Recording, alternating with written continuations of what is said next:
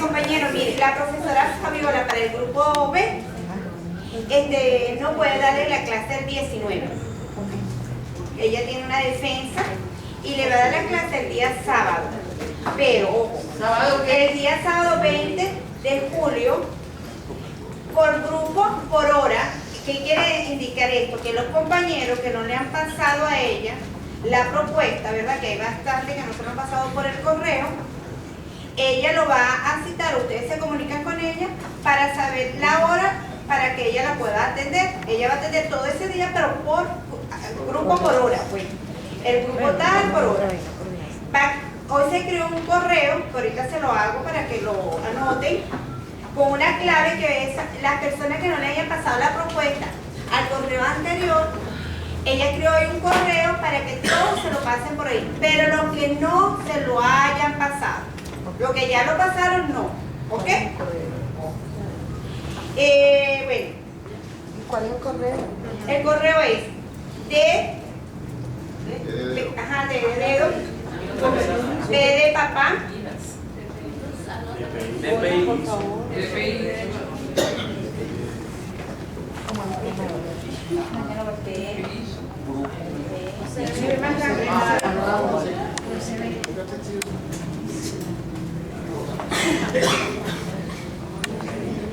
Mira, léelo que no se ve nada, por favor. No se ve nada. Yo lo termino de escribir y usted, si no lo ve, lo hago más grande, ¿le parece? Así Vamos a entrar.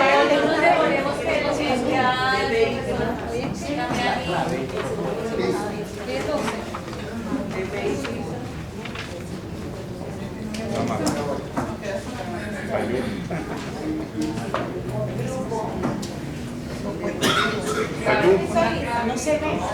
¿Se ve? No, miren, Yahoo, no Haku. Con Yahoo. Al revés. Aquí ya.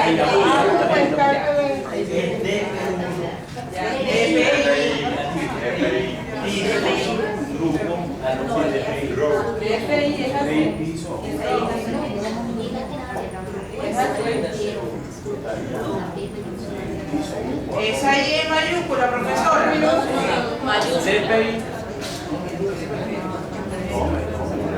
¿Eso es piso? Piso. B y P minúscula, la I mayúscula.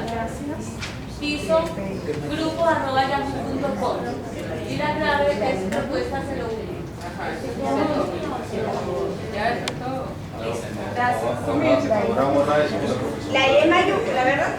Es minúscula, pero yo la cosita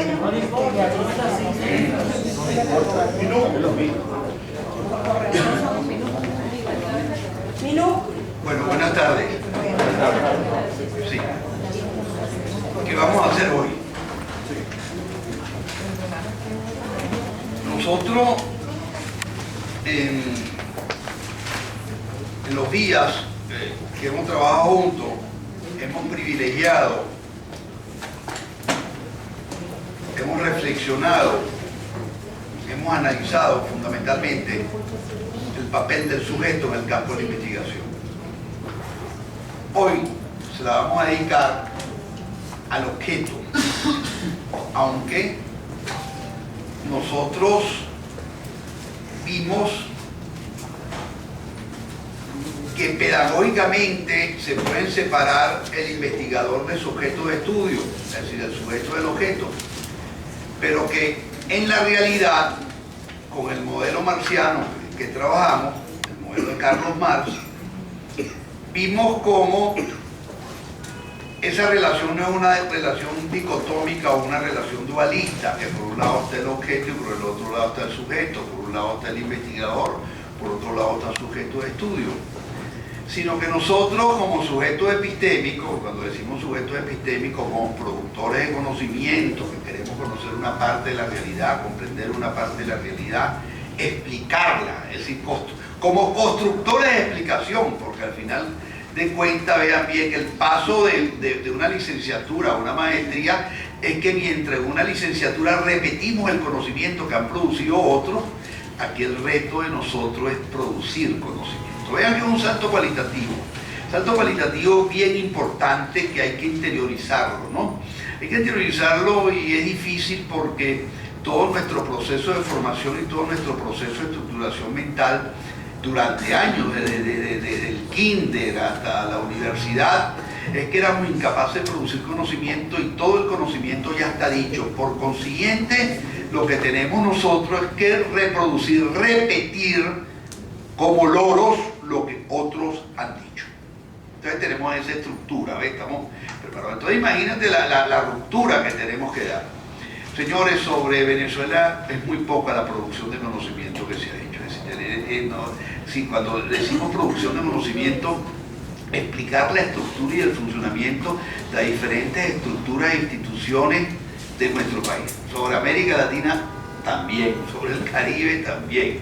Entonces hay que quitarse, vamos a decirlo, esa idea de la cabeza, ese prejuicio de que nosotros somos incapaces de producir algo nuevo. Ese prejuicio que se materializa en refranes, no hay nada nuevo bajo el sol. Bueno, de repente las grandes categorías, de repente ya las grandes fundamentaciones ya están dichas, pero ya los análisis concretos, como es el reto de ustedes, de situaciones concretas, bien específicas, que va a ser lo que puede ser su problema de investigación o aquella parte de la realidad que han problematizado para convertirle en problema de investigación, son cuestiones bastante singulares, bastante concretas, bastante específicas, ¿no?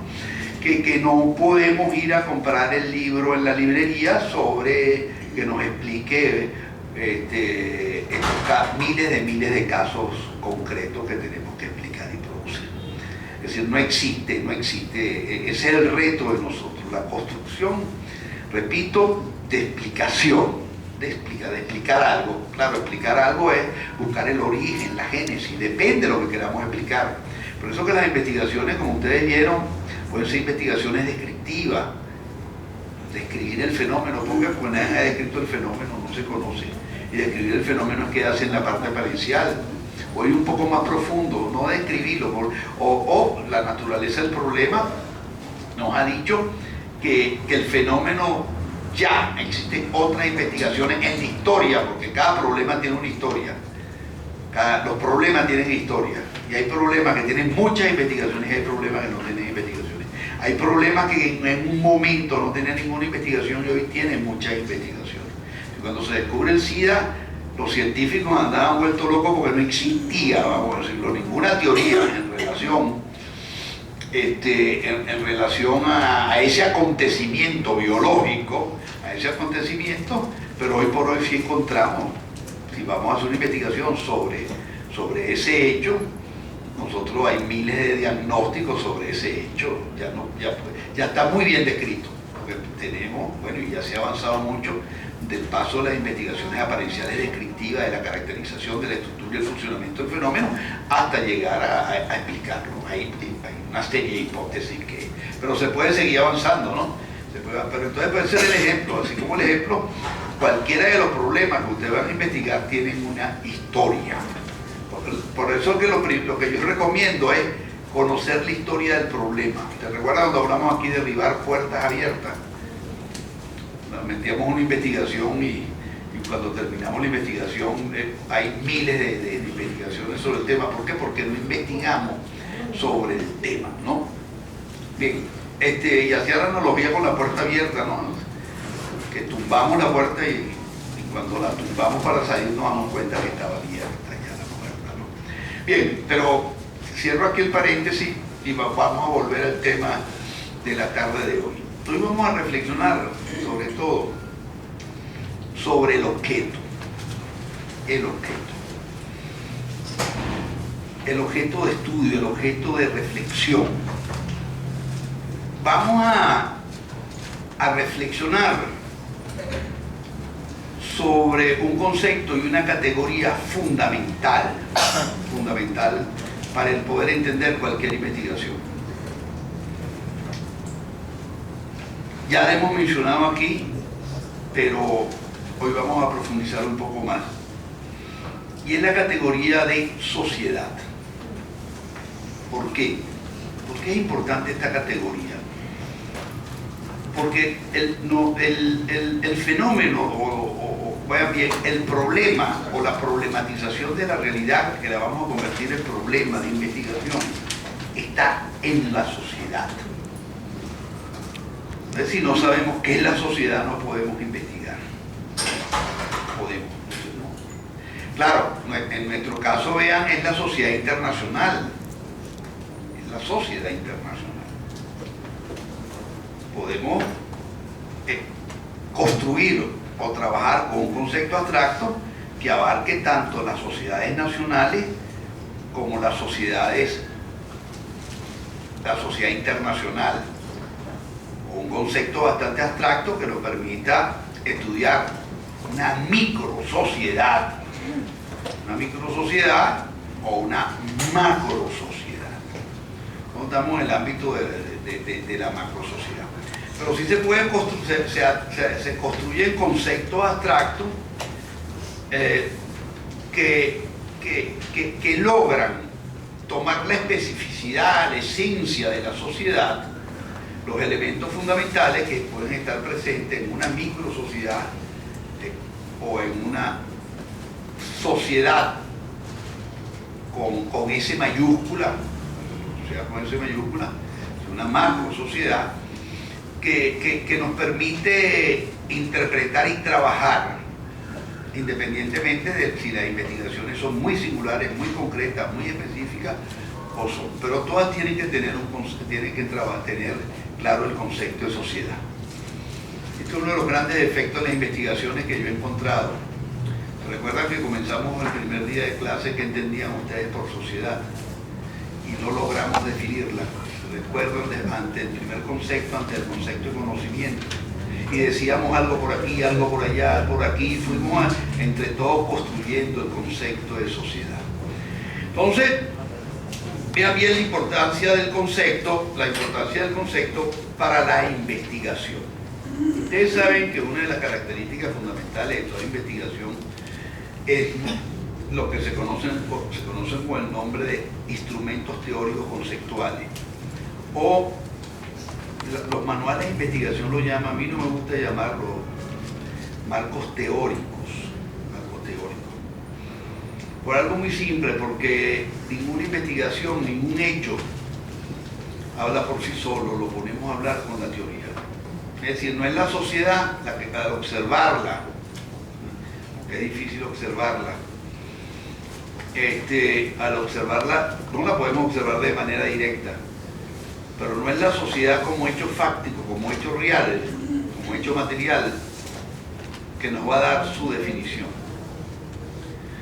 sino, como mejor dicho, nos va a dar su definición de manera inmediata, nos da la definición a través de la construcción de un concepto, y la construcción del concepto es un concepto teórico, aunque el concepto está dentro del objeto.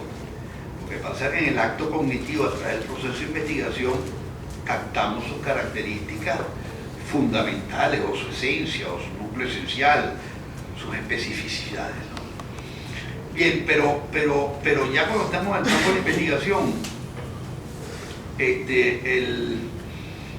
cualquier investigación comienza por la teoría, o sea, todo lo contrario a lo que nos enseña el inductivismo y la inferencia inductiva. Para formular un problema tenemos que tener un mínimo de teoría en la cabeza. ¿Por qué nos cuesta a veces formular problemas? Porque a veces no tenemos los instrumentos ni la teoría. Por eso es que nos cuesta tanto. Ese trabajo que ustedes van a hacer tienen que romper la cabeza, la tienen que romper bien, porque tienen que hacer un esfuerzo de producción. ¿Por qué? Porque ya el acto de formular un problema es un acto fundamental de producción de conocimiento. Cuando digo conocimiento en este sentido, en sentido amplio, ¿no? Después no se prueba o se disprueba, en fin, pero ya es un acto de una primera aproximación, ¿no? El elaborar una hipótesis es un acto difícil también, difícil. Son años que se tienen que estar dentro de una determinada área, ¿no? Pensando. Pero ahí hay una relación entre el empiria y la teoría que nos permite elaborar unos instrumentos que son instrumentos teóricos instrumentos conceptuales. Y la diferencia es que los instrumentos teóricos son más abstractos y los instrumentos conceptuales tienen una relación inmediata con la empiria, con la parte apariencial del fenómeno, ¿no? Esta es la diferencia. Bien. Dicho esto, vamos a pensar, a trabajar la sociedad como la vamos a trabajar con las cosas que hemos dicho aquí y en relación a el concepto como fundamento de la matriz que ustedes están trabajando. La matriz que ustedes están trabajando. Y vamos a reflexionar, vean bien, vean bien, va a ser una reflexión teórica. Yo voy a ir utilizando unas técnicas pedagógicas para bajarle el grado de abstracción al concepto de sociedad, pero en función relacionarla con la matriz, porque a mí lo que me interesa es cómo ustedes le pueden sacar provecho a esa matriz que han venido trabajando, ¿no? Lo que la han trabajado, lo que han tenido, porque eso es un asunto que no la han trabajado, olvídate que no hay nada. Eso es, o sea, no aprovecharon el tiempo, y es como todo, el trabajo.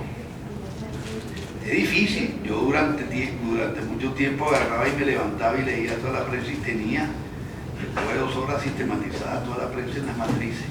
Y a los fines de semana sistematizaba las 6 matrices que tenía o las 7 matrices que tenía.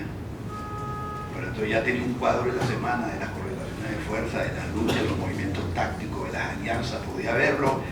Pero vean bien, era la única manera de poder yo ver la sociedad. Porque me asomaba por la ventana y no la veía, pero en el cuadro la tenía. La tenía porque había logrado sacarle, vamos a decir, a través de la información, los acontecimientos y eventos fundamentales. Claro, es una selección, es lo que digo, que esa matriz es un constructo teórico, es una construcción. ¿Bien? Pero entonces esa es la idea, y hoy en nuestra última clase, y voy a terminar con la matriz, o sea, ya con cómo debemos trabajar con la matriz. Pero vamos hoy a trabajar un poco el concepto de sociedad. Ya bien, cuando yo le preguntaba a ustedes qué era sociedad y lo difícil que fue definirla y conceptualizarla, es porque hay un problema de entrada. No existe unicidad en la definición de sociedad. Nosotros nos vamos, por ejemplo, a los clásicos, es decir, aquellas disciplinas que han tenido por objeto de estudio la sociedad, que han reflexionado sobre la sociedad y sobre los hechos sociales, acontecimientos, conductas y comportamientos que se dan en la sociedad. Vemos que no existe unicidad del concepto. Bien. Y es lo mismo el concepto de sociedad para Durkheim, o Durkheim, quiero decir, que para Weber, que para Parsons, que para Carlos Marx. Todos privilegian aspectos de lo social para explicar lo social. Suponiendo para Durkheim, la sociedad es el hecho social que es anterior, exterior y coacciona a los individuos.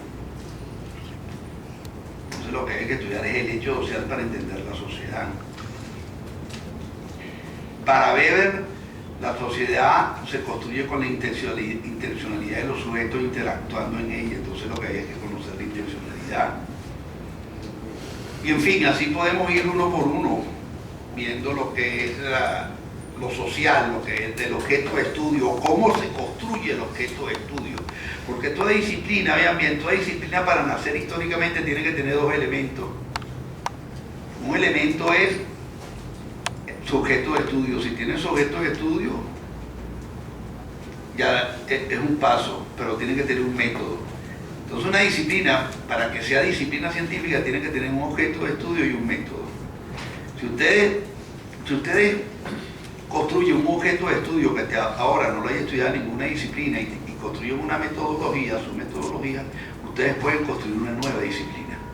Por ejemplo, ¿por qué le costó tanto que naciera la sociología? Por una cuestión muy simple, porque los fenómenos sociales venían explicados. ¿Por qué? Por la psicología. Entonces la pregunta era, bueno, si la psicología tiene por objeto de estudio lo social, ¿por qué tiene que nacer una sociología? Bueno, todo el esfuerzo de Weber fue demostrar que los fenómenos sociales no se podían explicar al interior del individuo, ¿Qué significa? Que la causa del origen de los hechos sociales no estaban al interior del individuo, sino estaban fuera del individuo. ¿Vea bien? Por eso que construye el concepto de acción social, que es exterior al individuo, anterior al individuo y coacciona al individuo. Por ejemplo, la religión, cuando ustedes llegan, es exterior a ustedes, es anterior antes que ustedes nazcan y los coacciona. Entonces ella construyó un objeto de estudio y después, claro, construyó una línea de investigación que dentro del positivismo que se viene desarrollando a partir de las propuestas de Francis Bacon, construye su método. Claro, el mismo esfuerzo lo hace, por ejemplo, Weber, otro clásico, en Alemania, y construye, vean bien, otro objeto de estudio con otra metodología. Una metodología que se inspira en el romanticismo alemán, en la historiografía y en el historicismo. Recuerden que los alemanes son los grandes padres de la historiografía. Entonces ahí viene y nace, construye una metodología que es trabajar con modelos ideales, tipos ideales, en fin, una metodología completamente diferente a la metodología positivista. Hay una gran discusión que en alemán se conoce con el nombre del método Streit, la discusión del método entre los alemanes y los franceses durante años. Hay personas que le interesan los problemas metodológicos, epistemológicos. Es una discusión interesantísima, ¿no? Bien, pero como yo no soy ni weberiano, ni soy durkheimiano, yo soy marxista, yo trabajo con el concepto de sociedad en Marx. O sea, ¿qué es lo que tiene? Que cuando uno está estudiando, uno tiene que irse montando sus criterios y escoger los criterios. El aparato educativo, el aparato ideológico confunde a la gente. Entonces la gente nos quiere situar en una tierra de nadie, nos quiere situar por encima del bien y del mal, nos construye criterios de objetividad y al final ni siquiera sabemos quiénes somos ni con qué trabajamos. Entonces, nuestros trabajos están como por encima de una objetividad y una neutralidad pero bueno, esa es la ideología imperante y la ideología hegemónica. Y al final de cuentas, toda investigación tiene su punto de partida. Texto mío, La diversidad metodológica, fue un texto que, para yo aclararme conmigo mismo, y es por eso que trabajo en profundidad cada uno de los paradigmas. Yo, para decir no soy positivista, trabajé el positivismo muy bien. Para decir no soy weberiano, trabajé muy bien la teoría de Weber, y es lo que se llama, acuérdense que todo un juicio enunciativo nace por medio de una comparación. Tuve la posibilidad de comparar durante años y me di cuenta que el más completo y el más rico y el que más se adecua a la realidad es la teoría marxiana de la realidad social. Nosotros en la clase pasada, la teoría marxiana tiene su método y tiene su definición de sociedad también. ¿Qué hicimos nosotros en las clases pasadas? En la clase pasada lo que hicimos es ver la parte metodológica de Carlos Marx, no a nivel de las técnicas y los instrumentos, pero sí a nivel de los supuestos epistemológicos. ¿Cuáles eran los supuestos epistemológicos, las categorías fundamentales? Y vimos cómo, dentro de la teoría marxiana del conocimiento, se explicaba la relación entre cómo se relaciona el investigador con su objeto de estudio. Y trabajamos los supuestos filosóficos de esa relación e interacción entre el investigador y su objeto de estudio. Claro, en nuestro caso, lo social. Pero también hicimos reflexiones sobre el investigador y su objeto de estudio, lo físico natural. Y trabajamos con unos conceptos de epistemología del contexto, ¿no? Una categoría de epistemología del contexto. Bueno, eso lo trabajamos, eso más que todo era para una descripción de cómo se mueven los elementos fundamentales en el acto cognitivo, cómo se mueven los elementos fundamentales. Bien, hoy le vamos a dedicar más, vamos a trabajar el concepto de sociedad en Carlos Marx. El concepto, podríamos, parafraseándolo, no de memoria, de sus lecturas, de sus teorías, decir que para Carlos Marx, fundamentalmente podríamos decir la sociedad son relaciones sociales. También relaciones sociales. Es decir, que el investigador estudia relaciones sociales. Imagínate, la sociedad concebida como relaciones sociales, es decir, que la sociedad se concretiza, se materializa y se desarrolla es a través de las relaciones sociales. Claro, pero cuando profundiza y ve la sociedad clasista fundamentalmente, pero todas las sociedades históricamente han sido iguales, la característica fundamental es que la sociedad como objeto de estudio vendría siendo el estudio de las relaciones sociales de los sujetos, grupos, clases situados en la estructura social en lugares diferentes. ¿Por qué? Porque no, en las relaciones sociales nos relacionamos situados en lugares diferentes. Cuando hace un estudio de la sociedad capitalista, ve cómo en la estructura de la sociedad capitalista nos encontramos situados en lugares completamente diferentes. ¿Por qué es importante esto? Esto es importante porque al observar la sociedad capitalista, estar situado en lugares diferentes nos lleva a construir el concepto de clase social. Por ejemplo, en el ámbito económico no es lo mismo la clase social que está en el lugar del trabajo que la clase social que está en el lugar del capital. Son clases sociales. Clases sociales, vean bien, que hoy por hoy en la lucha ideológica, en el campo de la ciencia social han tratado de esconder, pero eso está ahí. Nosotros empíricamente, fácticamente, nosotros podemos caracterizar, por ejemplo, al proletariado como clase social, el proletariado venezolano, su manera de vestir, la manera de comer, la manera de vivir, el tipo de habitación, eso lo puede, o sea, empíricamente lo puede ver, fácticamente. Es decir, puede existir una verdadera adecuación entre el concepto y la realidad. También podemos ver por ejemplo, la caracterización, por ejemplo, de los dueños del capital. Podemos ver enfáticamente la manera de construir su identidad, la manera de aproximarse a los bienes. Entonces eso se puede medir. Eso no es un concepto teórico, abstracto, fuera de la realidad. Bien, este concepto de sociedad, claro, vean bien, interesa también ver, o sea, las clases sociales situadas en una estructura diferente. Entonces, claro, el concepto de sociedad, la sociedad tiene estructuras y las clases sociales se sitúan en estas estructuras, es decir, que las relaciones y las interacciones que se dan en la sociedad se dan en las diferentes dimensiones sociales. Entonces vemos cuál es el objeto de estudio. Claro, en este caso, vean bien, en el caso nuestro, hay que tener cuidado.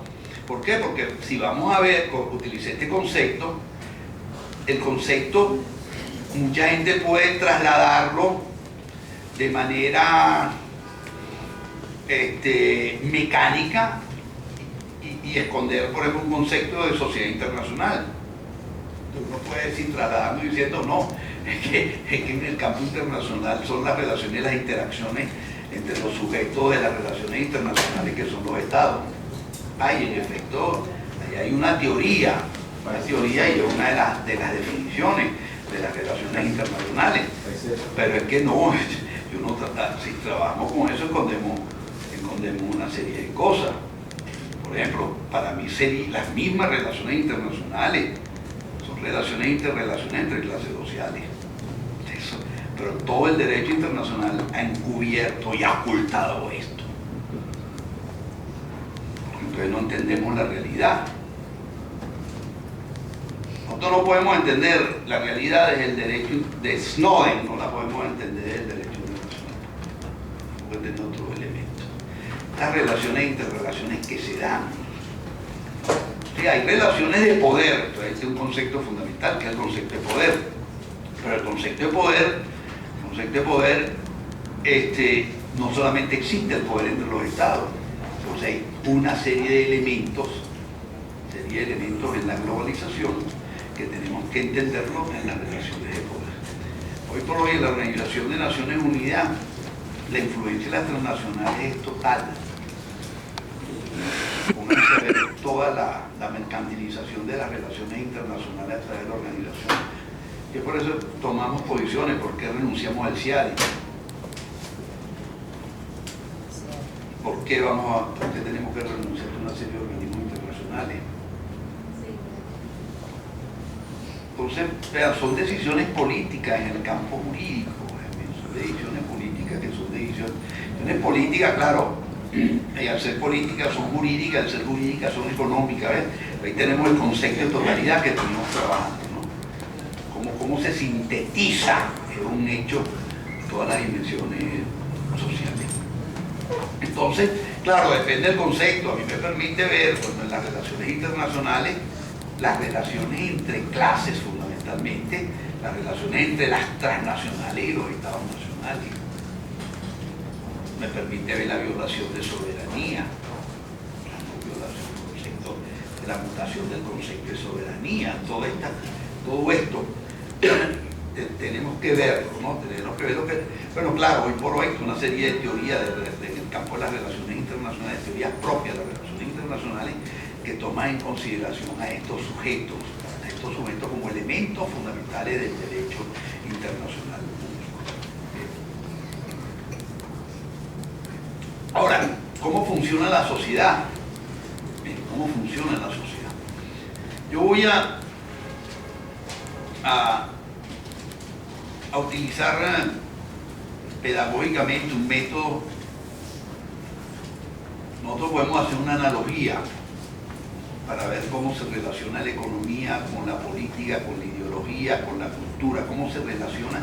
Claro, cuando decimos estas dimensiones con los portadores, la palabra no existe en español, es una mala traducción, en alemán es Tragner, no podemos hacerla, pero portador, cómo se porta una estructura, es decir, cómo se porta, quiénes son los portadores, por ejemplo, de las estructuras económicas, quiénes son los portadores de las estructuras ideológicas, estructuras culturales, en fin, son portadores.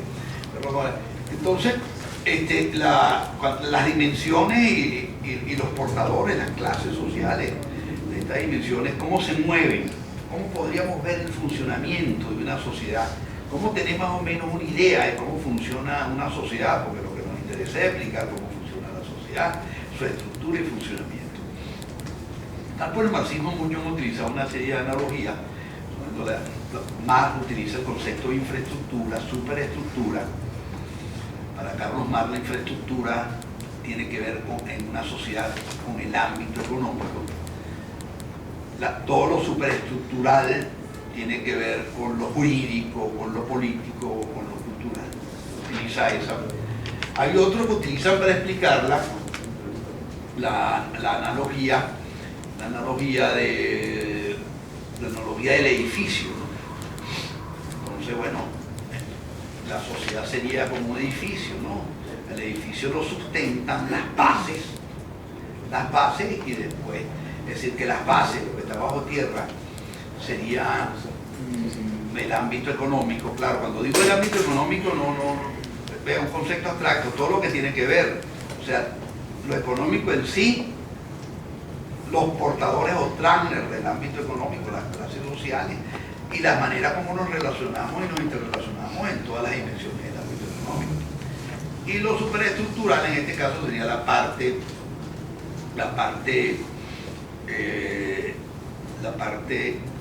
del edificio que se puede observar, es decir, el edificio en sí, sus ventanas, sus puertas, ¿no? Eso sería lo superestructural. Yo voy a utilizar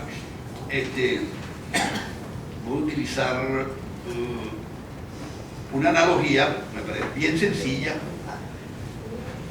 La aprendí, la trabajé en Centroamérica, los movimientos de base centroamericanos, que ellos utilizaban otra analogía para poder explicar desde el marxismo,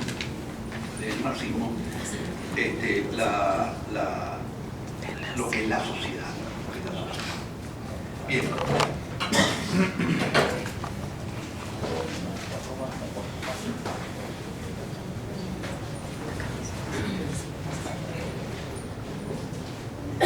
Voy a partir pedagógicamente de lo más sencillo, para poder ir después problematizando y después llegar a la matriz. Yo lo que quiero es que ustedes relacionen esto con la matriz, porque en la matriz está técnica que no se ve lo que está en la matriz, pero es una matriz muy rica que tiene muchas cosas extras. Si nosotros lo que estamos en ahorita vamos a conversar sobre todo lo que está detrás de la matriz. Bien,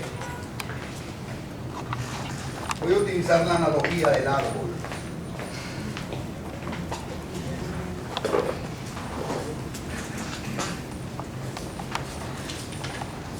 No siento muy bien, pero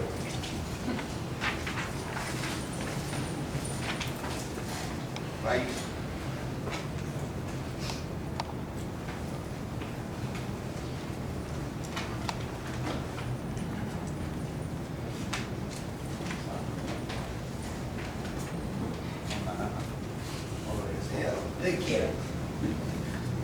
Esto es como quien quiera ver mamones que vea mamones, quien quiera ver, ¿cómo que se llama?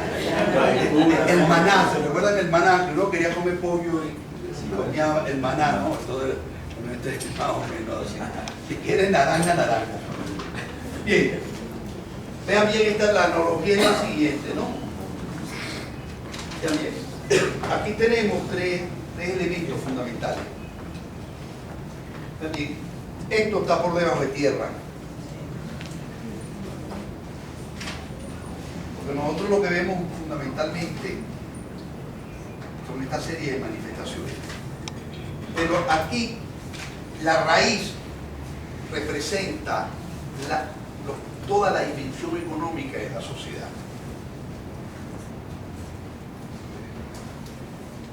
Es decir, ¿y qué papel juega la raíz? La raíz alimenta el árbol.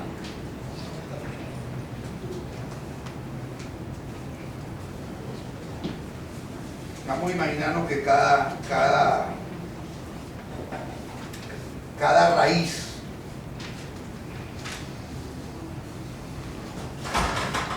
representa, por ejemplo, esta representa la industria, representa la distribución, representa el comercio, representa el mundo financiero, en fin, todo lo que tiene que ver.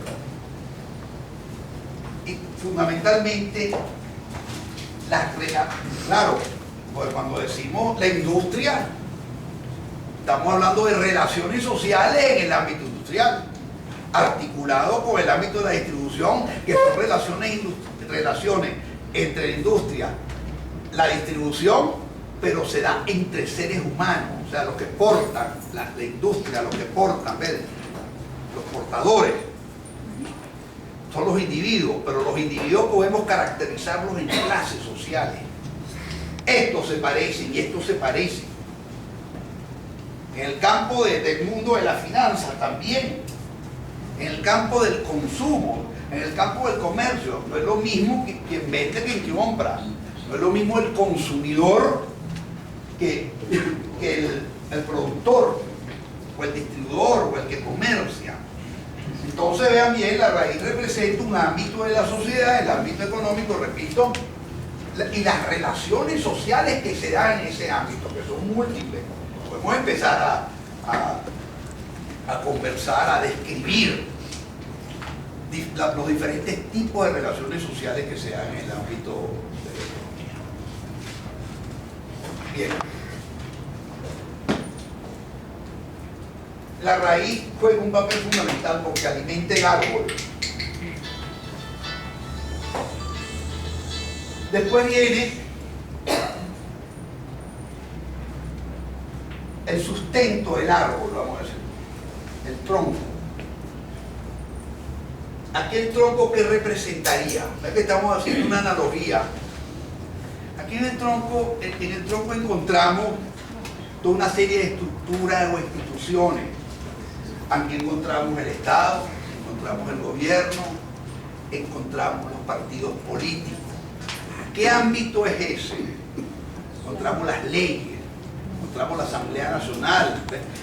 Vean, si analíticamente descomponemos el Estado, vean bien, porque podemos encontrar rápidamente todos los elementos que están presando aquí. Si el Estado tiene 5 poderes, nosotros podemos ir descomponiendo y después podemos descomponer los poderes, en fin, todas esas instituciones y todas esas relaciones, porque hay relaciones jurídico-políticas. Y nosotros cuando nos levantamos, independientemente que no nos estamos dando cuenta, las relaciones que tenemos son relaciones jurídicas. Independientemente de cuando yo estoy comprando en el abasto, yo no estoy pensando que eso es una relación jurídica de compra-venta, pero eso es una relación jurídica también, una relación jurídico-social. Cuando uno va a votar, no va a decir, ay, eso no es una actitud, una actividad jurídica, es también jurídica, pero lo que pasa es que no estamos todo el tiempo pensando. Cuando yo no me como un semáforo, eso es una acción jurídica, una acción. Entonces se construyen, en la sociedad se construyen relaciones jurídicas. Bien, vamos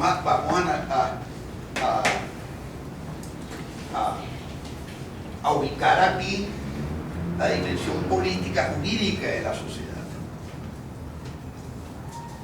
Las relaciones sociales, lo que pasa es que estas relaciones sociales son concretas cuando investigamos en unas coordenadas tempoespaciales y en un espacio determinado y en un tiempo determinado. Es un análisis concreto de esa situación concreta, pero estos elementos están presentes en ese análisis concreto. Vean que la categoría sirve como especie de brújula. La categoría sirve como especie de dimensión. Y el tercer elemento, ante la raíz y el tronco, vamos a decir, es el follaje. El follaje. Adorna el árbol. Bueno, aquí ¿qué representaría el follaje? El follaje representa la dimensión cultural,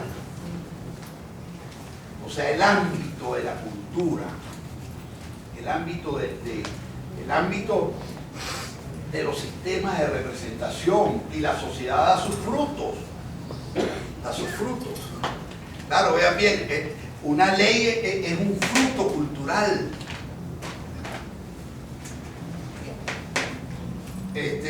Una teoría económica es un fruto cultural. Entonces ya estamos viendo, lo que nos interesa es cómo se da esta relación, esta interacción. En el árbol se da a través de la savia. ¿No la ves? Vamos a imaginar. ¿Y qué alimenta el árbol? Las raíces. Es decir, que lo fundamental, si tú quieres matar un árbol, ¿dónde le das? Si tú quieres cambiar una sociedad, todos esos revolucionarios tienen que cambiar la raíz. Y la raíz es la estructura económica. Ahí es donde está el cambio. Nosotros vamos a construir un socialismo, el cambio está en la estructura económica, lo demás es discurso. Tú puedes cambiar lo superestructural, construir las comunas, cambiar el sistema representativo por el sistema, pero olvídate, si no cambias esto, puedes cambiar esto, porque no cambias esto. Yo quiero decir porque esto está muy olvidado, eso revolucionario. Le tiene miedo, no se toca. Se toca muy poco. Pero aquí donde está, después, después podemos profundizar un poco. Entonces, claro, el fruto cae,